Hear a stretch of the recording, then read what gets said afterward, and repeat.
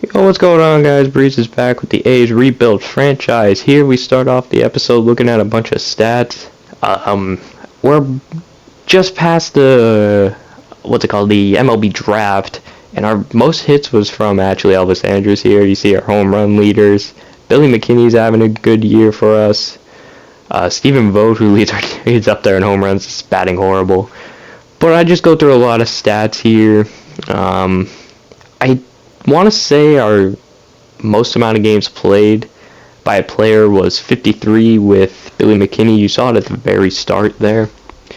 So we have played at least 53 games. I don't know the exact number at the time of looking at these stats, but it's just a good portion of games have been played to know your stats, and a lot of guys here that I expect to be better are not doing as good. Looking at, I don't know if this is sorted by OPS or OBP. We see Seth Brown, Sheldon Noisy, he's up there. Strikeout is actually Christian Pache, which is okay. I thought it would be like Seth Brown or something, but hey. Our leader in triples is actually Seth Brown, who's actually up there in the league lead of it. Just looking at a bunch of other stats that don't really matter, like sack flies, doesn't really matter too much, but Tony Kemp got most of those. Looking at, I think, ground and double plays, intentional walks, only have 2 of those. Eventually, I'll scroll down to the WAR here. Elvis Andrus leads our team in errors. Eventually, there we go, we get down to WAR. Seth Brown's leading our team in WAR with a 1.9. That's Jonah Bride and Sean Murphy are at the bottom there. And now we head over to pitching. Our Cole Irvin leads our team in the most wins with 4. And then we have a bunch of guys with 2. Not really many wins, of course. We have a lot of losses. Like James, I still don't know how to say his last name, so I'm just going to keep calling him JK. He has 8 losses. Brett Honeywell has 6, as well as Adam Aller. A guy that's been sneaky well for us, though, is Lou Trevino. He's our closer, so he doesn't really pitch much because most of the time he comes in for saves, and we are not winning many games, so we don't really need him. But he's actually having a very good season compared to the rest of our pitchers. I know the ERA is like a 3.52, which isn't as good as, like, I think Paul Blackburn has a better one there. See, Austin Pruitt leads our team with it. AJ Puck didn't really play many innings, but Paul Blackburn, Sean Manaea, and then Lou Trevino. Only 2 of those guys have a sub-3 ERA. Manaea just can't get the bats on his side there, as he has more losses than wins.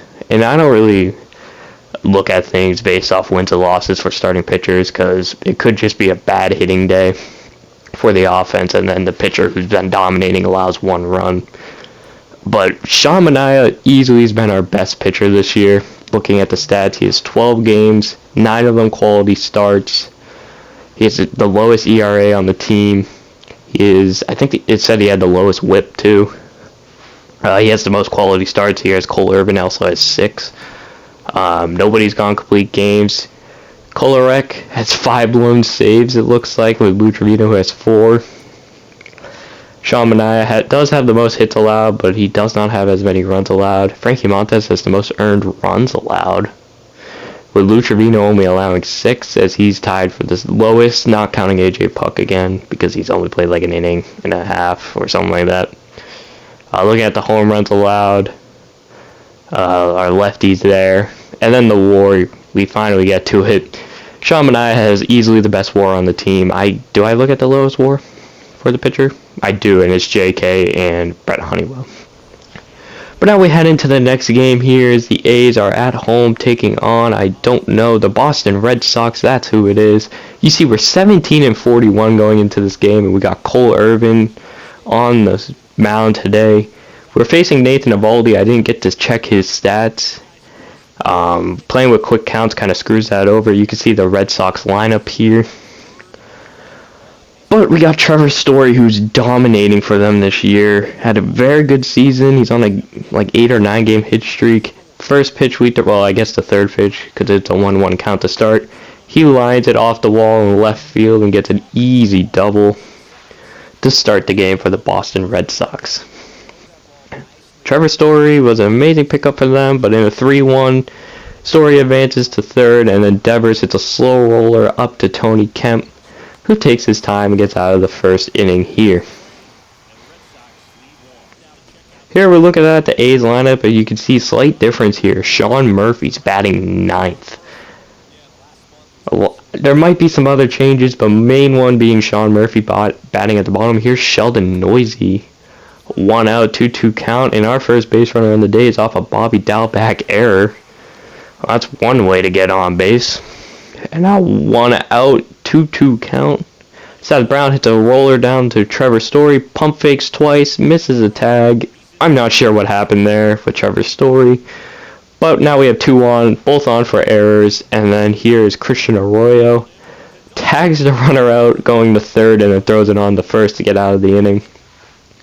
Here we jump around to the second, where Tony Kemp, usually top 2 hitter in our lineup, dropped down to 6th here in the order. He gets a base knock. And I started moving guys down the lineup if they were struggling. Stephen Vogt, 3-2, 2 down. He strikes out with a fastball down the middle. Straying Tony Kemp at second. Here's Cole Irvin now. Base hit up from, I think that was Alex Verdugo.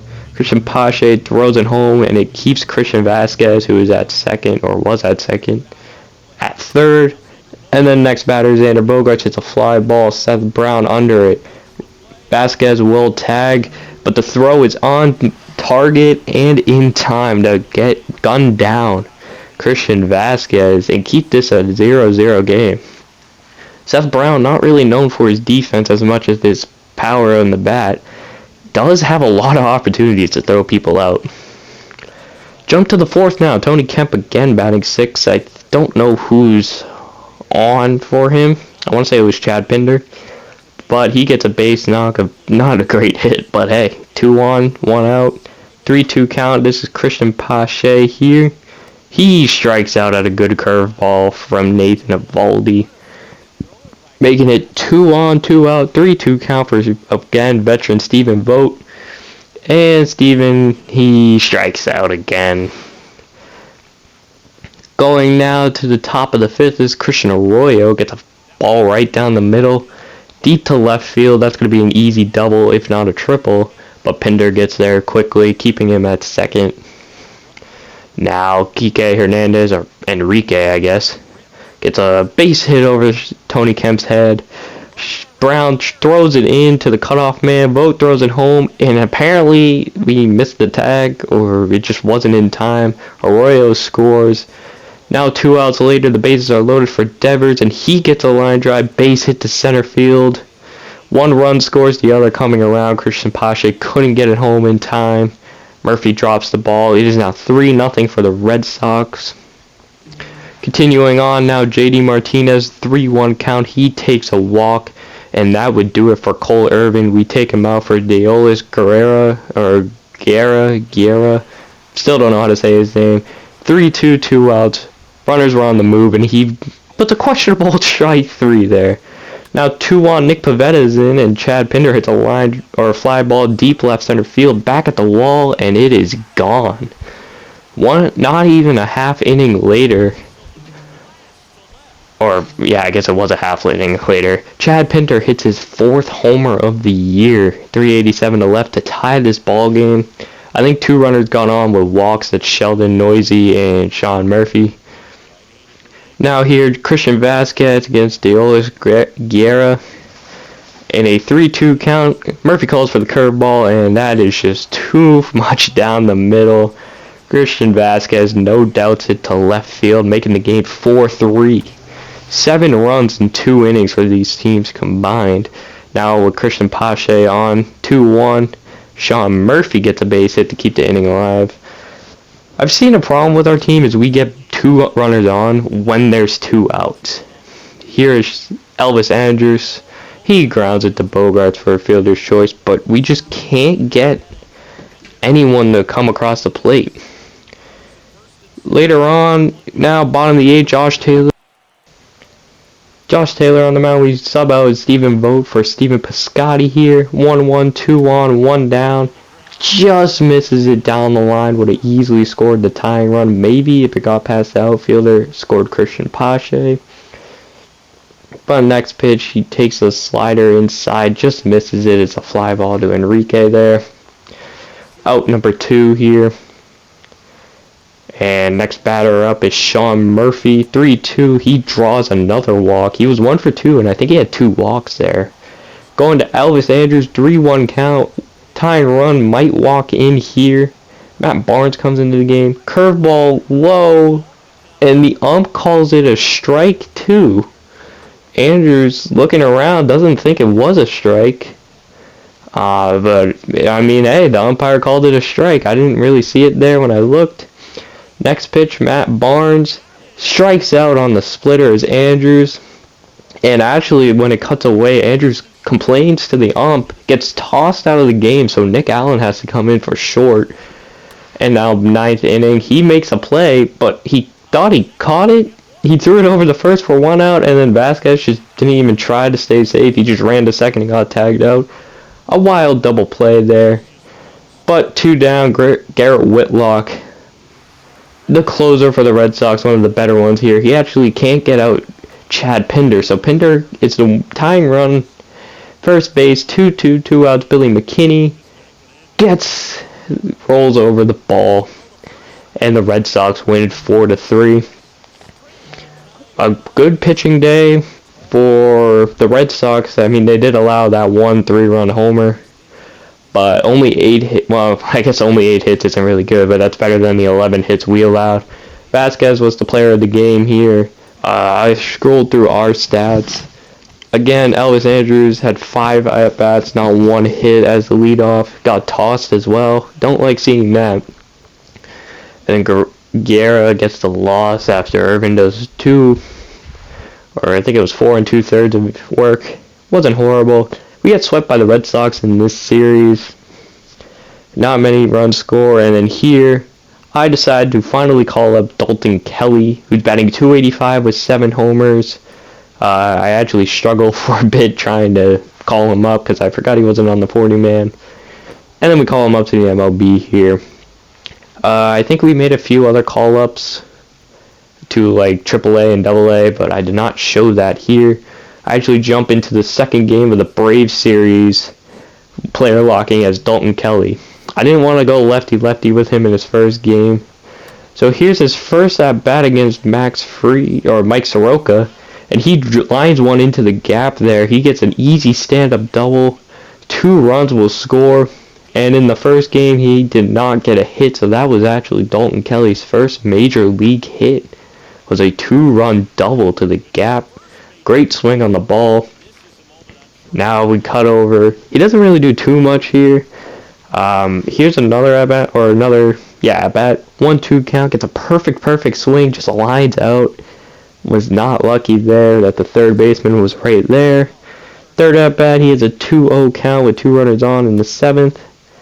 Swings late on a cutter inside, and he lines out there. Getting good contact good power, I guess, on the ball. Here he goes lefty-lefty, 1-2, and he strikes out on the fastball inside. But a 1-for-4 day, gets an 2-run double, which actually scores half the runs. We actually almost blow the lead at the end of the game there. We win at 4-3, and here's another trade for Elvis Andrus. I don't know why teams are trying to give me veteran pitchers for him. And at least Trevor Richards, he's having a good year, but he's coming out of the bullpen at 28 years old with only C potential.